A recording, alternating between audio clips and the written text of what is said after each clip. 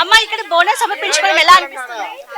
ఆ, తెలంగాణ భాష సాంస్కృతిక శాఖ మరియు తెలంగాణ సాంస్కృతిక సారథి ఆధ్వర్యంలో 150 మట్టి బోనాలు సమర్పించడం జరుగుతుంది. తెలంగాణ సాంప్రదాయాలను, తెలంగాణ సంస్కృతిని విధ్వంసం కాకుండా ఈ యొక్క యుద్ధంలో భాగంగా ఈరోజు మేము తెలంగాణ సంస్కృతి సార 150 బోనాలు అమ్మకు అర్పించడం జరుగుతుంది. నాతో పాటు సాహిత్య నాట్య అకాడమీ చైర్మన్ పుంజల అలేఖ్య మేడం గారు ఉన్నారు. ఎంటైర్ కల్చర్ డిపార్ట్మెంట్ నుంచి మనం ఈ సెలబ్రేషన్స్ చేస్తున్నాం. ఓకే, ఏర్పాట్లు ఎలా అనిపిస్తున్నాయి మేడం?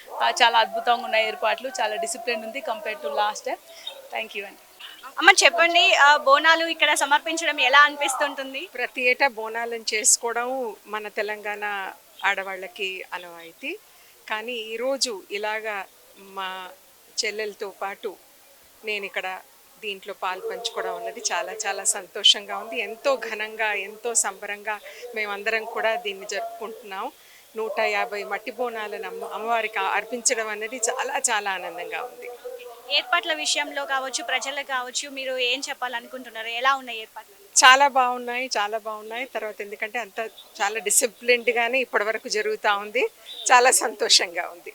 మేడం ఇక్కడ బోనం సమర్పించుకోవడం భక్తులు వస్తున్నారు, ఎలా అనిపిస్తుంది బోనాలు సమర్పించ? చాలా బాగా అనిపిస్తుందండి. ఎందుకంటే అమ్మవారు భక్తితోని దయాతోని ఇంతమంది వస్తున్నారు. చాలా అసలు సికింద్రాబాద్ అమ్మవారు అంటేనే ఒక భక్తి పూర్ణ ఇది అన్నమాట. So very powerful temple. So feel good. ఎలా అనిపిస్తున్నాయి ఏర్పాట్ల విషయంలో కావచ్చు? చాలా బాగుంది, కానీ ఇంకా కొంచెం ఇంప్రూవ్ కావాలని ఉంది. ఎందుకంటే ఇట్స్ వెరీ కియాటిక్ అండ్ చాలా జనాలు కూడా చాలా వస్తున్నారు కాబట్టి, భక్తులు కూడా చాలా వస్తారు కాబట్టి మనం చాలా కంట్రోల్గా ఉండాలి. Okay, thank you.